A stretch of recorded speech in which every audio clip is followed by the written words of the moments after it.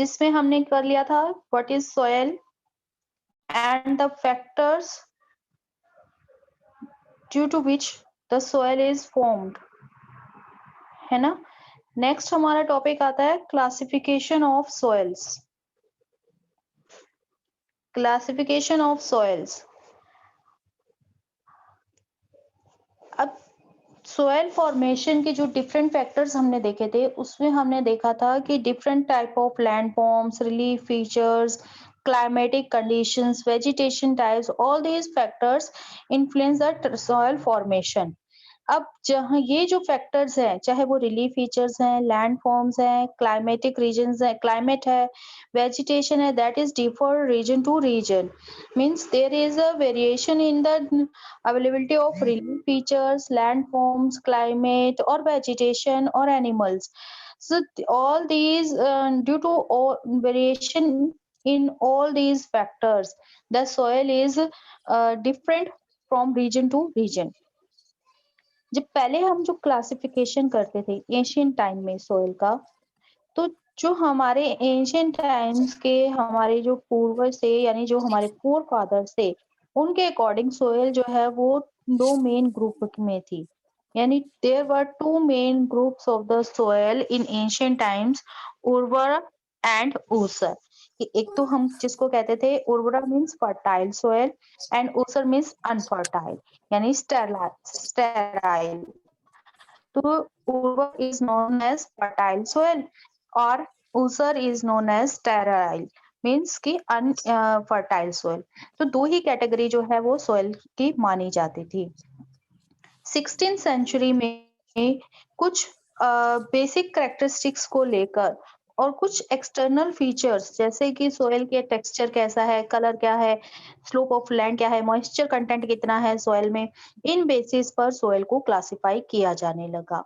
तो मेन जो टाइप है, अगर हम टेक्सचर की बात करें तो सोइल जो है मेन टाइप में थी सैंडी, क्लेई, सिल्टी और लोमी सोइल। अगर हम कलर्स के बेसिस पर सोइल को डिवाइड करते हैं that can be red, yellow, black. तो तब तक 18 सेंचुरी तक भी जो है हमारा जो 16 सेंचुरी तक 16 सेंचुरी तक भी सोइल को हम जब क्लासिफाई करते थे that is based upon the its texture और इट्स कलर।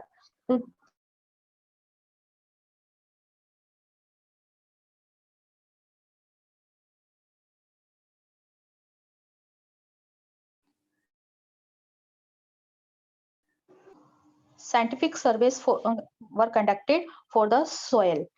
सोइल का जो है उसके लिए पूरे सर्वे किए गए, क्योंकि ये जो क्लासिफिकेशन अभी हमने देखा चाहे वह उर्वर है या ऊसर या टेक्सचर के बेसिस पर या कलर के बेसिस पर, इन बेसिस पर हम अपनी कंट्री की सोइल को फॉरेन कंट्री से यानी दूसरी कंट्री से कंपेयर नहीं कर सकते।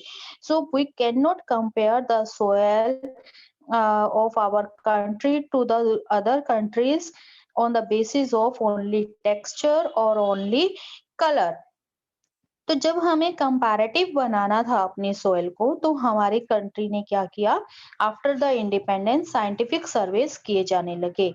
साइंटिफिक सर्वेस किए जाने लगे और उसके बाद जो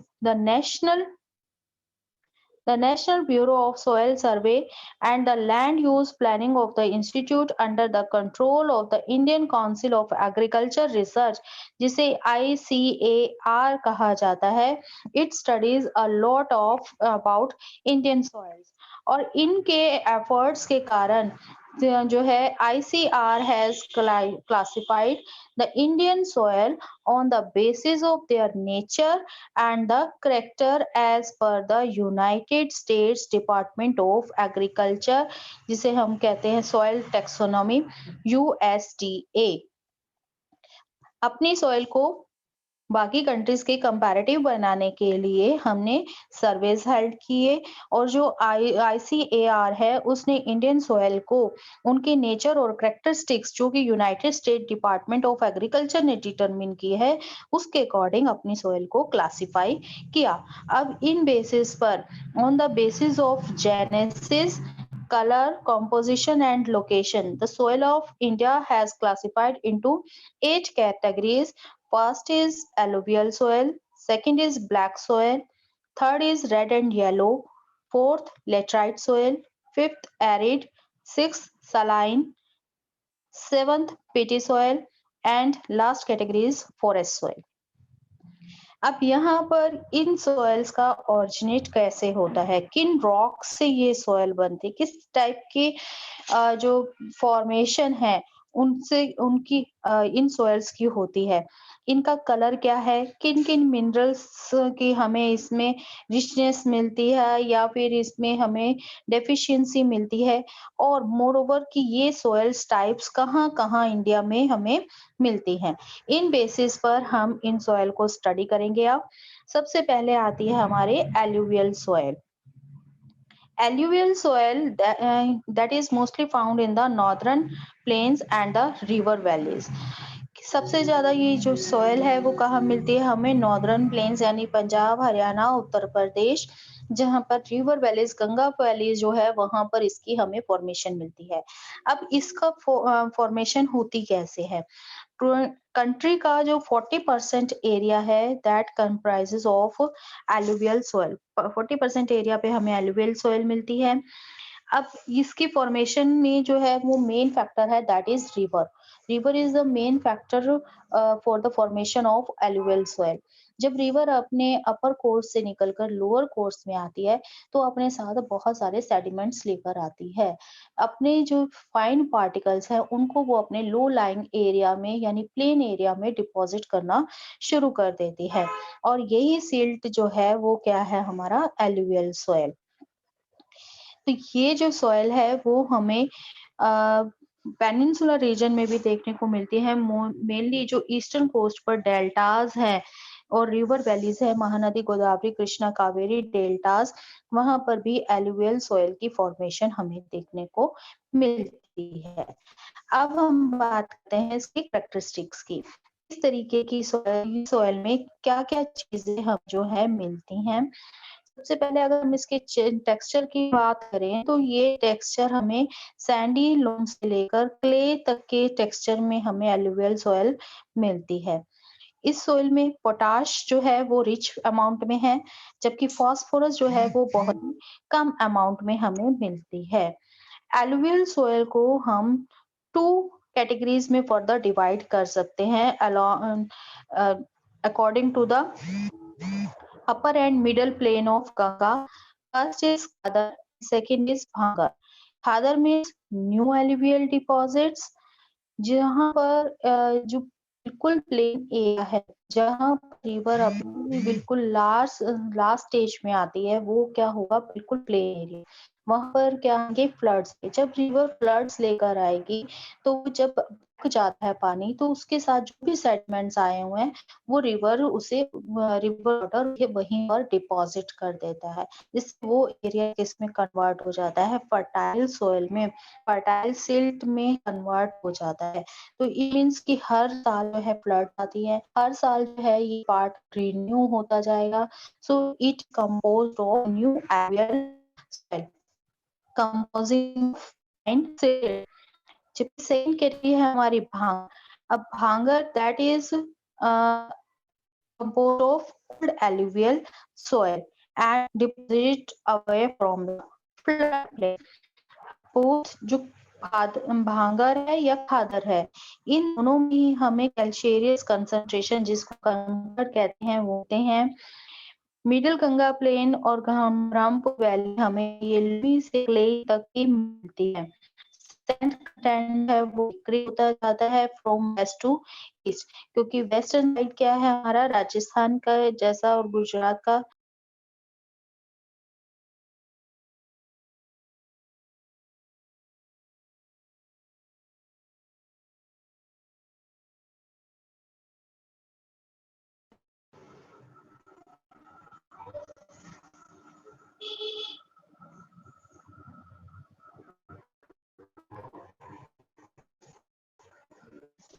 सैंडी सॉइल कंटेंट है डिक्रीज होता है जैसे हम वेस्ट टू ईस्ट जाते हैं, यानी राजस्थान के हिसाब से हम हरियाणा पंजाब की साइड जाते हैं, सैंड कंटेंट में कम होता रहता है।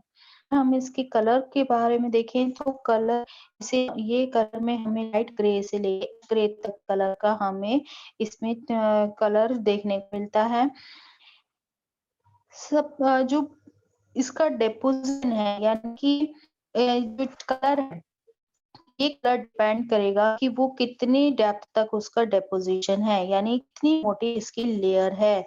क्या इसके मटेरियल का टेक्सचर है और ये अपने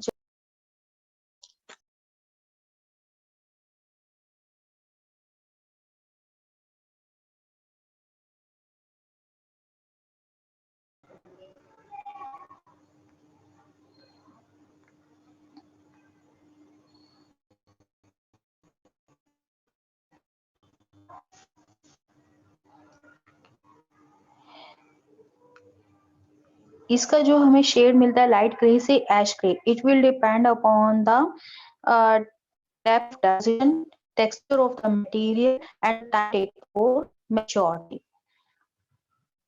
एलुवियल सॉइल बहुत ही ज्यादा फर्टाइल सॉइल है, कल्टीवेशन के लिए बहुत ही स्टेबल है और these areas are mostly agricultural areas of the country. Now come to the second one, black soil. Black soil इसके नेम से ही आपको पता लग रहा है कि इस कलर सॉइल का जो कलर है वो आप देख सकते हो इसके नेम से ही कि इसका कलर कैसा होगा, ब्लैक होगा, है ना। और ये जो सोइल वो हमें मेनली मिलती है Deccan plateau, Maharashtra, Madhya Pradesh, Gujarat, Andhra Pradesh and some part of Tamil Nadu.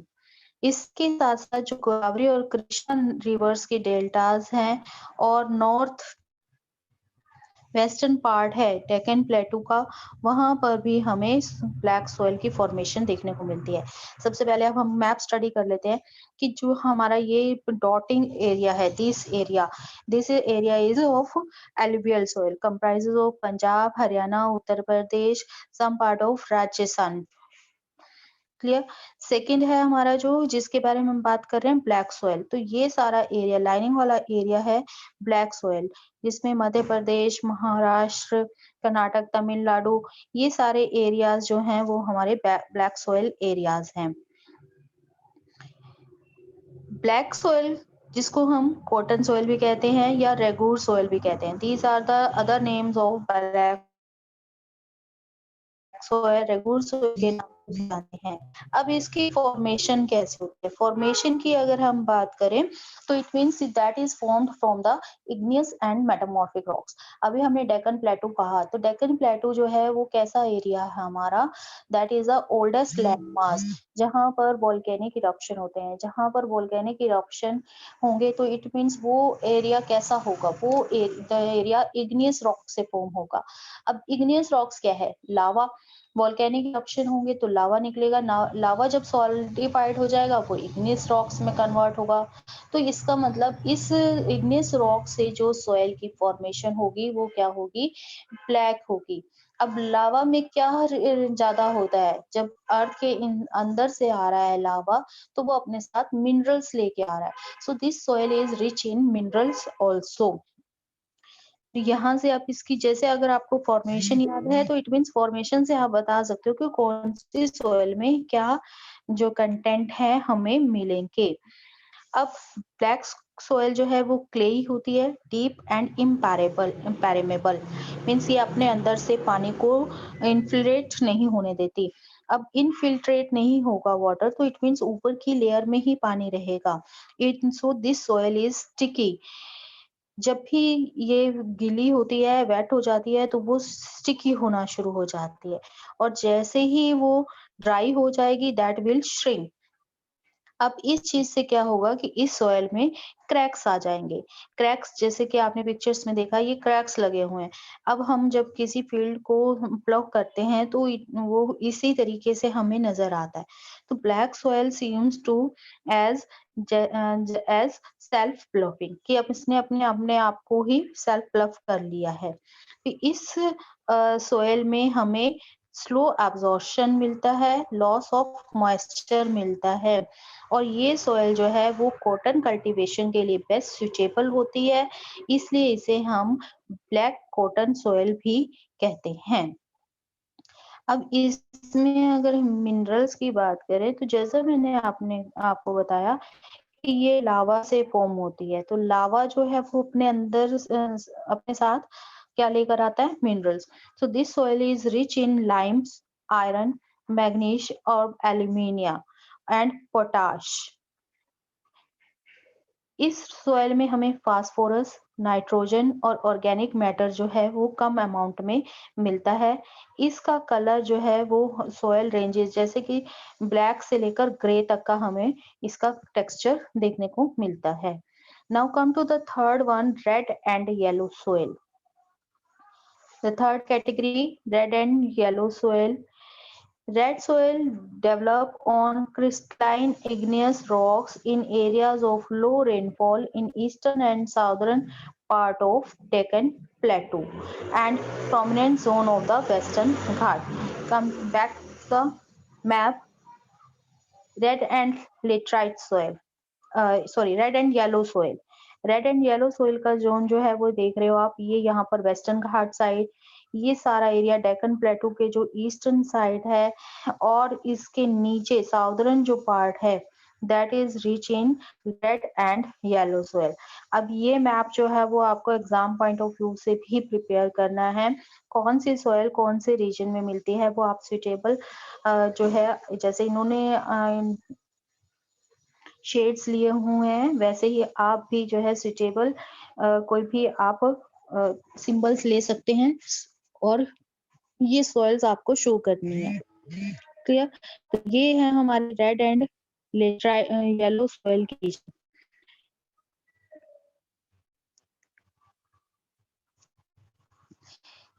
This soil develops a reddy color due to a wide diffusion of iron in crystalline and metamorphic rocks.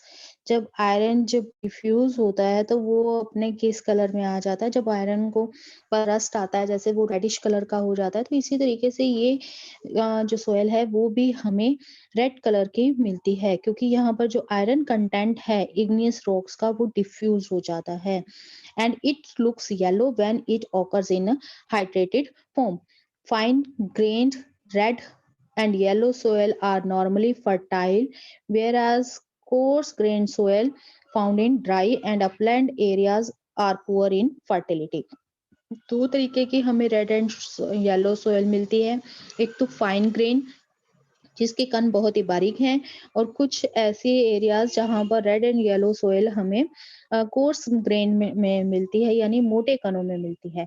Fine grain red and yellow soil is fertile while the coarse grained soil is unfertile or less fertile. This soil is poor in nitrogen, phosphorus and humus. Now come to the next, laterite soil. Laterite soil जो है वो हमारे Latin word से निकला है letter. Letter का मतलब है ब्रिक। इट मींस ये सोयल जो है वो ब्रिक फॉर्मेशन के लिए बहुत ही अच्छी है। तो इससे ब्रिक्स जो है वो बनाई जाती हैं। सबसे पहले हम देख लेते हैं कि लेटराइट सोयल जो है वो हमें कहाँ मिलती है। वेस्टर्न घाट का जो ये एरिया है, वेस्टर्न घाट के साथ जो हमारा वेस्टर्न कोस्टल एरिया है वहां पर हमें लेटराइट सोयल मिलती है। इसके साथ साथ यहाँ उड़ीसा के कुछ पार्ट में और यहाँ पर हमें राजस्थान के इस एरिया में भी हमें लेटराइट सोयल मिलती है। अब इट मीन्स ये सारे एरियाज कैसे हैं जहां पर टेम्परेचर हाई है और रेनफॉल भी हाई है, वहां पर हमें लेटराइट सॉइल्स की फॉर्मेशन मिलेगी। अब क्या होगी, बारिश होती है इन एरियाज में तो यहाँ पर इस सॉइल में जो लाइम और सिल्का है वो क्या हो जाते हैं, वॉश्ड आउट हो जाते हैं और सॉइल में सिर्फ किसकी भी हमें कंसंट्रेशन मिलती है, आयरन ऑक्साइड और एल्यूमिनियम की कंसंट्रेशन मिलती है। तो लाइम और सिल्का जो है वो वॉश आउट हो जाते हैं और इस सॉइल में हमें आयरन और एल्यूमिनियम जो है वो पीछे रह जाते हैं, जिससे इसमें आयरन और एल्यूमिनियम का कंसंट्रेशन हमें ज्यादा मिलता है। अब हाई रेनफॉल एरिया है, हाई टेम्परेचर एरिया है, तो इट मीन्स क्या होगा, जो बैक्टीरियाज है जो ह्यूमस की फॉर्मेशन करते हैं दे विल बी डेड। तो वो क्या हो जाएँगे कि सॉइल से जल्दी ही रिमूव हो जाएँगे। इसलिए इस सॉइल में हमें ह्यूमस कंटेंट कम मिलता है। So this soil is poor in organic matter, nitrogen, phosphate, calcium, जबकि आयरन ऑक्साइड और पोटाश जो है वो हमें इसमें रिच अमाउंट में मिलता है। इसीलिए लेटराइट सॉइल जो है वो कल्टीवेशन के सूटेबल नहीं है और इसका मेन जो वर्क इससे जो मेन काम किया जाता है सूटेबल है। लेटराइट सॉइल अगर हम एरियाज वाइज बात करें तो कर्नाटक, केरल, तमिलनाडु, मध्य प्रदेश और उड़ीसा और असम के हिली एरियाज में हमें लेटराइट सॉइल मिलती है। लेटराइट सॉइल जो है तमिलनाडु, आंध्र प्रदेश और केरला में इसका मेन कैश्यू नट ग्रो करने के लिए रेड लेटराइट सॉइल जो है वो मोस्ट सुटेबल है। Now come to the next one is arid soil. Arid soil जैसे कि इसका नेम ही आपको बता रहा है कि that is found in the arid region, deserted region means कि राजस्थान और गुजरात का एरिया जहां पर लो रेनफॉल है और हाई टेम्परेचर एरियाज हैं। It means this is the arid soil region, western part of Rajasthan. Clear? Western part of Rajasthan में जो है हमें एरिड सोइल का कंसंट्रेशन देखने को मिलता है। मैंने जैसे ये एरिया ही आपको बता रहा है कि इसका यहाँ पर रेनफॉल अमाउंट जो है कम है और टेम्परेचर जो है हाई है। इसलिए ये जो सोइल है that is sandy in structure and saline in nature due to the deficiency of water. पानी नहीं होता, पानी इवेपोरेट हो जाता है तो जितने वाटर में मिक्सिंग साल्ट हैं वो पीछे रह जाते हैं। तो इसका मतलब इस सॉइल में हमें मॉइस्चर कंटेंट कम मिलेगा और सेलाइन जो है साल्ट की मात्रा इसमें हमें ज्यादा मिलती है। जब मॉइस्चर कंटेंट नहीं होगा तो इट मीन्स पार्टिकल क्या होंगे, लूज होंगे। तो सैंड की फॉर्म में हमें मिलते हैं and it is red to brown in colour. High temperature होने के कारण यहाँ पर भी हमें ह्यूमस की फॉर्मेशन नहीं मिलेगी because due to the high temperature the bacteria will be removed from the soil and the humus content will be low. इसके साथ साथ नाइट्रोजन जो है वो भी इसमें इनसफिशिएंट होता है। फॉस्फेट कंटेंट जो है वो हमें नॉर्मल मिलता है। लोअर हॉरिज़ॉन अगर हम नीचे के इसके लेयर्स में जाएँ तो वहाँ पर हमें कंकर्स की लेयर्स में देखने को मिलती है। ये जो कंकड़ की लेयर है that restrict the infiltration of water. पानी नीचे तक नहीं जा पाता, इसलिए इसे जब हम मॉइस्चर कंटेंट इसमें देते हैं यानी आर्टिफिशियल प्रोटेक्टिव इरिगेशन जब इस एरिया में हम करते हैं तभी हम इसमें क्या कर सकते हैं, थोड़ा बहुत प्लांटेशन कर सकते हैं या एग्रीकल्चर कर सकते हैं। अब ये सोइल हमें वेस्टर्न राजस्थान में मिलती है, जहाँ पर जो है पॉपुलेशन बहुत कम है और टोपोग्राफी भी कैसी है, डेजर्टेड है। तो यहाँ पर हमें लिटिल ह्यूमस और ऑर्गेनिक मैटर इस सोइल में मिलता है। तो ये मेजर सोइल्स हैं जो आपको करनी है मैप से भी, मैप पॉइंट ऑफ व्यू से।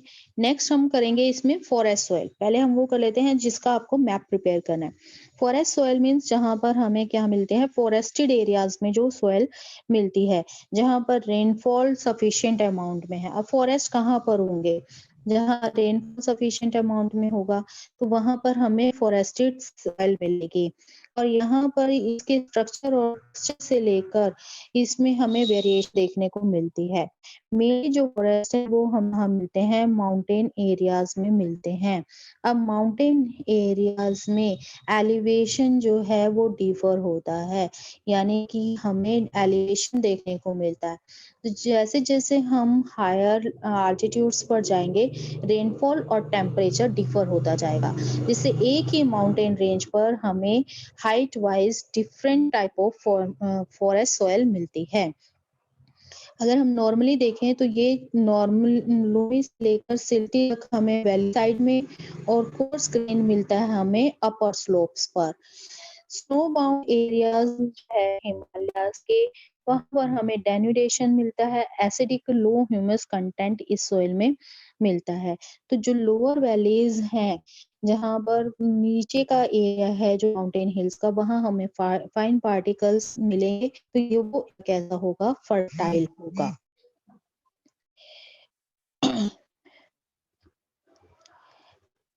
अब height wise, forested soil is differ, so it also influence the variation, influence the vegetation. Different type of vegetations are found at the different type of at the different height. तो यहाँ पर दूसरे organisms की तरह इसमें भी हमें इसके ये डिग्रेड हो जाती है, और प्रॉपर ट्रीटमेंट जो है इसका जरूरी है, ताकि इसको पूरी तरीके से इसे हम कल्टीवेशन में ला सके, क्योंकि फॉरेस्टेड एरिया है, हिली एरिया है, तो वहां पर क्या होगा, पानी नीचे चली जाएगा, इस लैंड जो है वो क्या होती है, सॉइल जो है वो डिग्रेड होती चली जाती है। हम आती है saline soil. Saline soil means कि जहाँ पर जिसमें साल्ट की मात्रा ज्यादा हो जाए, तो साल्ट की क्वांटिटी अगर किसी सॉइल में ज्यादा हो जाएगी, तो वो सॉइल जो है वो क्या हो जाएगी, वो अनफर्टाइल हो जाएगी। तो this soil is known as a ऊसर सॉइल, जिसको एंशिएंट टाइम में अनउपजाऊ भूमि के नाम से कहा जाता था। यहाँ पे हमें लार्ज प्रोपोर्शन मिलता है सोडियम, पोटाशियम और मैग्नीशियम का, जो इसे क्या बना देते हैं, इनफर्टाइल में बना देते हैं, और ये वेजिटेशन ग्रोथ के लिए सुटेबल नहीं रहती। ऐसा कहाँ पर होता है, मोस्टली ड्राई क्लाइमेट और पुअर ड्रेनेज एरियाज में, जैसे कि हमारे एरिड और सेमी एरिड रीजन है, जहाँ पर बहुत ही ज्यादा हाई टेम्परेचर होता है, जिससे पानी जो है इवेपोरेट हो जाएगा और पीछे क्या रह जाएंगे, साल्ट। और ऐसे रीजन जिनमें वाटर फ्लोइंग की प्रॉब्लम है, स्लैम्पी एरियाज हैं, इनमें भी हमें सैंडी टू लोमी तक का इसका टेक्सचर देखने को मिलता है। नाइट्रोजन और कैल्शियम जो है वो भी इसमें कम अमाउंट में हमें देखने को मिलते हैं। सैलाइन सोइल कहाँ कहाँ होती है, eastern Gujarat, deltas of eastern coast and in Sundarban areas of West Bengal. Sundarban area जो है वो मार्शी एरिया है, वेस्टर्न गुजरात जो है एरिड रीजन है। ऐसे ही ईस्टर्न कोस्ट जो है, deltas of the eastern coast, वो भी, वहां पर भी हमें सैलाइन सोयल देखने को मिलती है।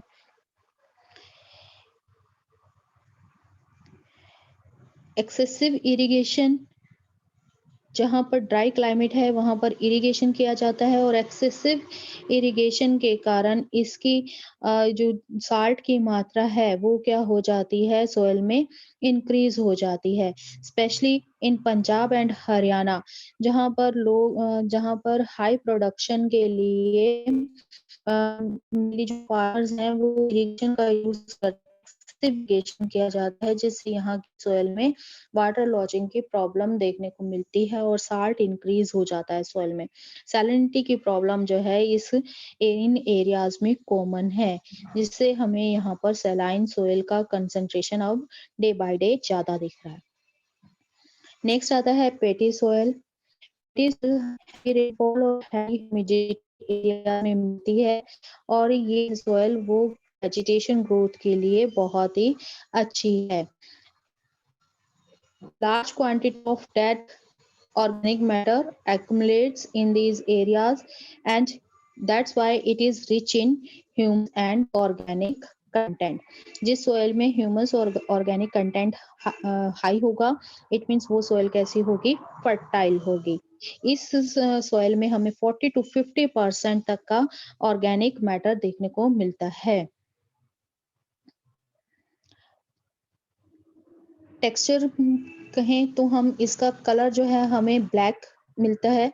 कुछ एरियाज में ये अल्कलाइन की प्रॉब्लम्स जो है इस सॉइल में हमें देखने को मिलती है। The region where the peaty soil found are northern part of Bihar, southern part of Uttarakhand, coastal areas of West Bengal, Orissa and Tamil Nadu. This is the classification of soil to the soil degradation. अभी जैसे आपने classification में देखा कि कोई भी soil अगर उसमें साल्ट की क्वांटिटी इंक्रीज हो जाए या अल्कलिनिटी हो जाए, वाटर लॉजिंग हो जाए, तो that will degrade the quality of the soil. तो सॉइल में किसी भी चीज का अमाउंट से ज्यादा होना, तो वो क्या कहलाएगा? Soil degradation.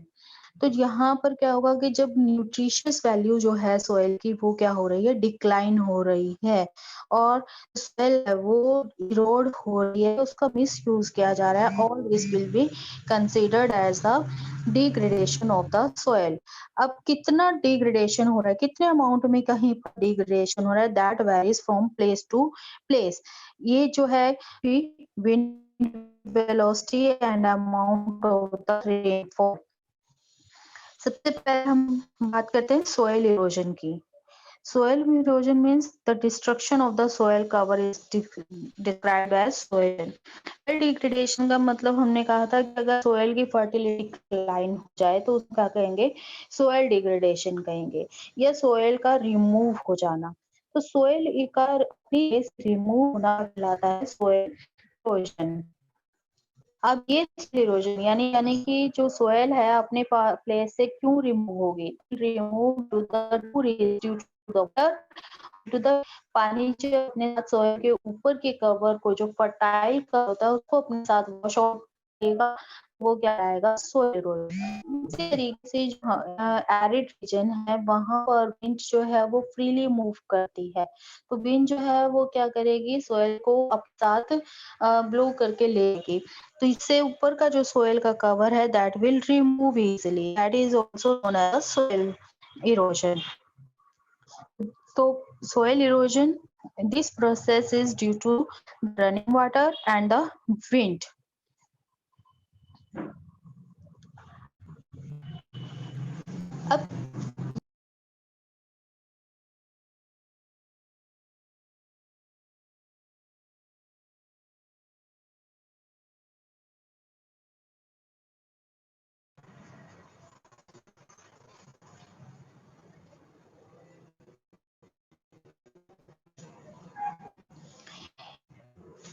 अब एक रेट होता है कि जिससे सोयल फॉर्म भी होती रहती है, लेकिन वो धीरे धीरे अपनी जगह से रिमूव भी होती है, तो उसमें एक बैलेंस बना रहता है। लेकिन जब ये removal of the soil, when this removal of the soil is high than the formation of soil, that is called soil erosion.